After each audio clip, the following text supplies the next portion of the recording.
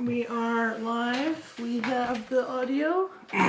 We're live, and we're wearing new colors of World's Strongest Man. We have almost every year for the past few years since I've been an SBD athlete. They've been handing out these shirts. So, yeah, day 2 of World's Strongest Man 2025 Heats wrapped up yesterday. We were going to film, but we got too late. We just wanted to take a little bit of a break because it was kind of both of our days off. And then I also had an ultrasound yesterday, so James and I were a little bit busy with baby stuff. Yeah, we did. He's getting a little bit bigger. So we saw our boy all right. Holy jeez.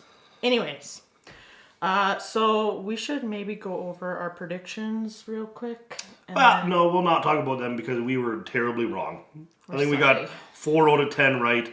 Mind you, there was a couple injuries that I think maybe could have played a factor. Yeah. If Luke and Evan would have been a little bit healthier and made it to the last event of the Heats, I think that could have shook things up. But that's the sport, and people get hurt. So we'll start off with who made the finals in each group and how they performed on the last 2 events of the Heats. It was the Titans toss, which is a sandbag toss event, and then the Stones of the World. So there was a press, a shoulder, a carry, and a load. In Group 1, with all 10 bags in a time of 31.97 seconds, is Tom Stoltman.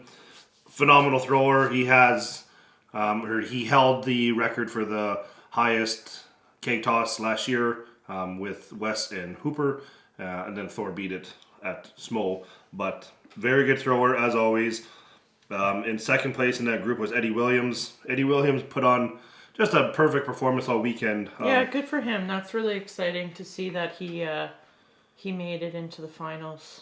Yeah, we underestimated Eddie. Yeah, we did. And he podiumed at his Giants Live, and he got back to Worlds, and he's doing very well in his group. So. And now he made the finals. And now he made the finals. And then the Stone medley in that group, a bit of a shock that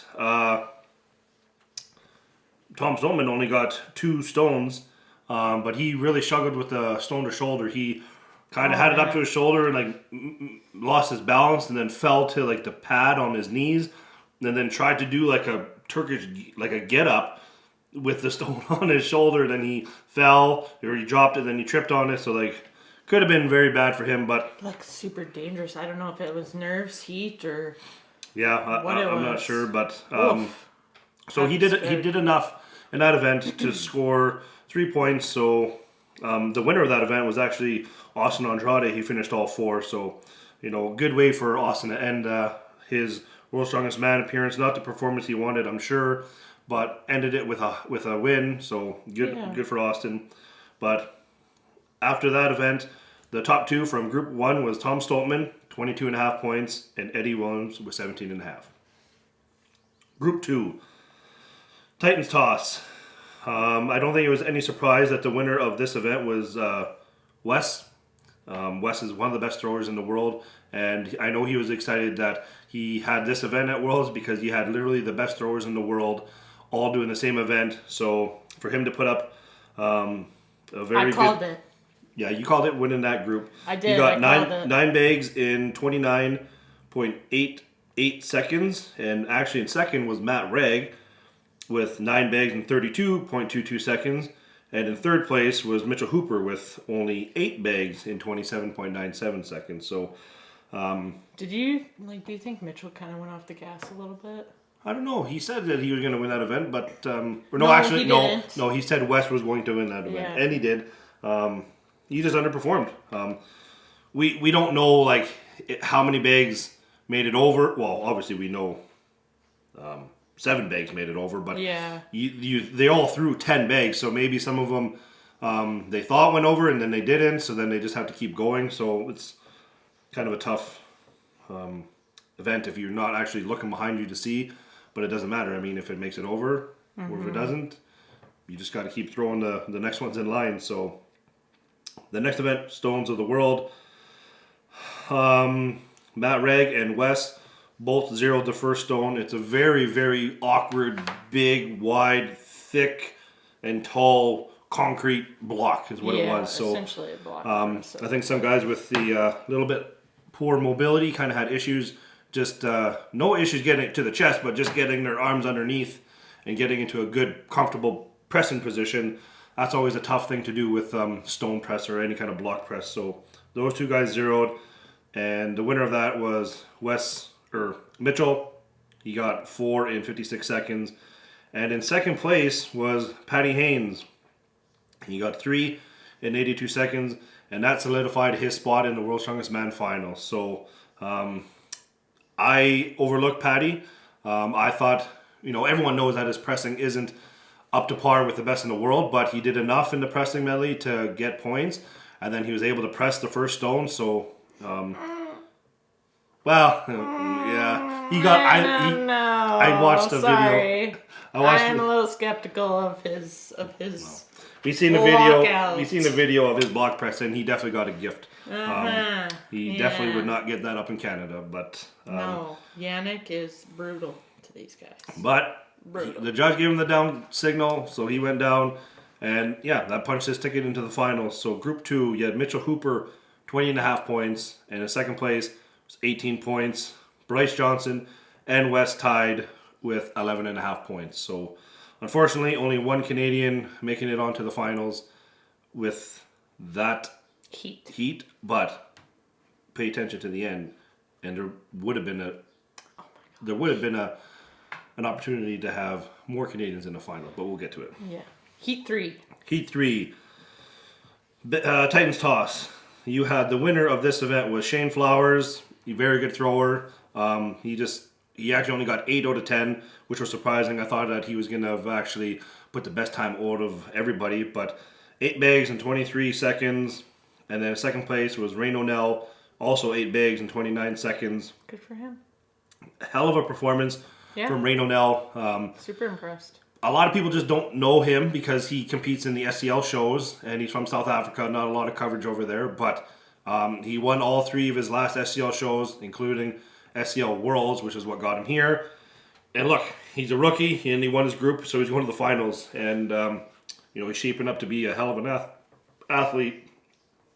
Unfortunately, Lucas Hatton got only 3 points in that event. He did get 8 bags, which I think he said it was a PR for him from which is from good training. For Lucas, for sure. He was just going to try a little bit of a different technique on the last 2 bags, where he's going to grab it and throw it like a discus, so That's with smart. a spinning. And I guess that's how he was practicing it. He just never posted any videos, and he said he was consistently hitting comp distance and height. So kind of unfortunate that right before he went out, they said, you can't do that for safety reasons. That's very unfortunate. If it wasn't brought up in the rules, and then they come say last second that you can't do something that's I don't know, kind of shady. Oh, it's hard. I don't think that's really fair, but I know you would not. I wouldn't even ask. He didn't. Well, they just went and said. You're quiet. Yeah. But when the time comes to compete, like if it's not in the rules, you can't really contest an athlete not to do that. Like you can't say you can't do that. I don't know. Well, they make the rules, I guess. They make the rules, not us. The stone medley for that group, not the best group for the stone medley. Evans Nana, Lucas Hatton, Shane Flowers all only hit the first stone to shoulder, or the first stone was the pressing stone. And then it kind of came down to who did it the fastest. So the fastest out of those was Shane Flowers. He got it in 11.38 seconds. Evans Nana in 13.47 seconds. And then Lucas got it in 16.72. And then Rain O'Neill, again, got all 4 in 62 seconds. So he won that group with 22 points. Shane Flowers with 18 and Lucas Hatton in 14.5. So just missing the finals for Lucas, but we all know that he's going to go back to the drawing board. He's a guy that you'll see how well he can perform at Strongest Man on Earth. And that's coming up later this year. And that show he'll do very well compared to where he did here. But first World's Strongest Man, just missing the finals. He just missed out on the finals. You can't complain with that. Group 4, we had Titans Toss. First place was none other than Maxime Boudreau. Another great thrower, one of the best in the world. He is the only other athlete to complete the whole 10 bag series in a time of 46.9 seconds. And in the second place, another Canadian boy, Tristan Hoth, got 7 bags in 29.79 seconds. So showing that Canadians have... We told you. Really good performances in throwing. Yeah, weird. I don't know why. Like, they all did really good. Yeah, third place was Trey Mitchell with 6 in 27 seconds. Stone medley for that group. You had Trey Mitchell winning that, all 4 implements in 73 seconds. Second place was Andre Foytu, who got 3 in 61. It says that, and then the third, Tristan, he got 3 in 64 seconds. And then Max only got 1 in 9.81 seconds. So I'm not sure what happened there. The next stone would have been a stone shoulder. It was kind of like a pill-shaped stone, very awkward, very slick. They were only allowed chalk or tacky towels, so maybe that was a factor for Max. Couldn't get it a good handle on it. I'm not sure. I haven't seen any videos, but you know, after all those events were done, Group 4, you had Trey Mitchell with 20 points, Andre Foytu with 19, Max Boudreau with 16, and Tristan Hoth with 15. So very close for the Canadians to try and make the finals.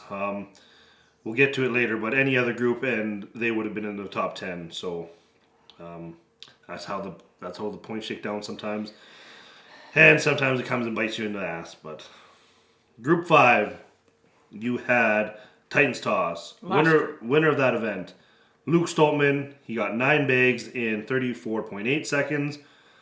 Second place was Nick Guardion with 8 bags in 28 seconds. And then third place you had Andrew Flynn, surprisingly, in 20.12 seconds. And then in fourth was Pablo. He only got 4 bags in 12 seconds. So Pablo is also one of the best throwers in the world. So I'm not sure what happened there. I think maybe he was throwing them so fast that he wasn't taking his time to set up the technique a little bit better on each throw, because he was just coming up short on some of them, I think. So I think he threw all 10 bags. He just he threw. From what I heard is that he threw like all 10 bags in like 29 seconds. So yeah, he just wanted to go fast. He just wanted to grip and rip them. Where if he would have took a little bit time to make sure that each bag went over, because each bag was worth more than getting one at a further distance. So that was kind of a gamble, I feel like. It was a risk. Didn't quite pay off for him in that event. But going into the stone medley, you had the winner of that was Luke Stoltman with 3 implements in 69 seconds. Second place was Nick Guardion with 3 in 71 seconds. And then in third place, you had 2 in 69.88 seconds. That was Pablo. Yeah. So this group, I mean, Evan Singleton did get hurt. So the performances were a little bit different than what I was predicting. I thought that Nick was going to do a little bit better. I thought Nick would do a little bit better in the loading medley. The overhead medley, I thought he would have done a little bit better. I had him winning the Titans toss, where he came second. And then stone medley, I had him performing a little bit better too. But I mean, he still got... I feel like this came down to experience. Luke has just been there. Yeah. Luke is conditioned. Luke is very good shape right now. Luke is... Yeah. Like... I just think it came down to experience. Yeah, experience. I mean, and Luke and Pablo have that, right? So, at the end of those events, you had Luke Stoltman winning the group with 20 points. Excuse me. Pablo Cordiaca in second with 18.5, and Nick Guardion in his first time at World's Strongest Man with third place at 16.5 points. So, the top 10 that are going off to the finals this year are Tom Stoltman, Eddie Williams, Mitchell Hooper, Patty Haynes, Rain O'Neill, Shane Flowers, Trey Mitchell, Andre Foytu, Luke Stoltman, and Pablo Cordiaca. So those are the top 2 from each group that are making it off to the finals. But what's more interesting is, since all the groups were doing the exact same events, they're all worth the same amount of points. If they would have scored the competition as if it was just 25 guys competing against all 25 guys, and then they just take the top 10 from there to go to the finals. So if they would have scored the whole competition...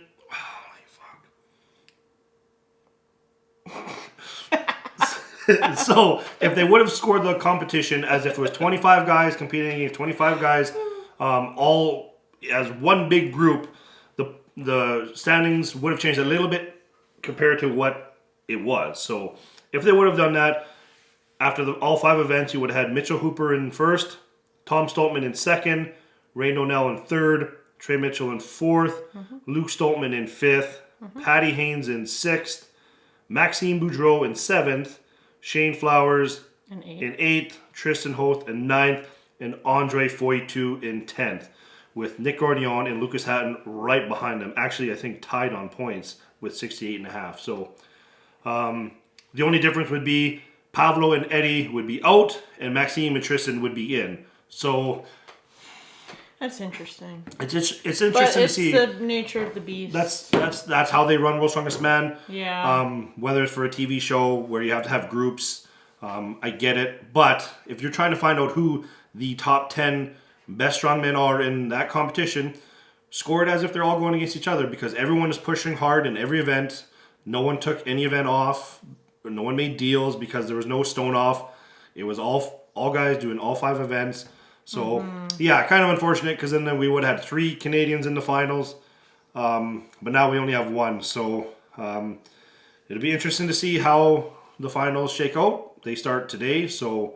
And that's not to take away from Pablo and Eddie, because obviously... Well, no, they're amazing athletes. They made top 2 in their group. It's just that just goes to show how every group is a little bit different, and depending what group you're put in, you could either make the finals or you could not make the finals. But if you were just competing against everyone at the same time, that they could be different. So let us know in the comments down below who you had making the finals, because we were completely wrong.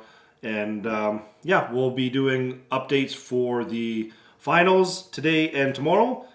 And this video will be up later because I have to work today, and James is going to train actually at Mettle. So you got to work in like 15 minutes. So thanks for tuning in. Make sure to like, comment, subscribe. Like I said, write down in the description or in the comments below who you had making the finals, or how many of you were wrong like us, because we were way off. But that's the sport. That's the sport we love. So thanks for tuning in. Let's keep this train rolling.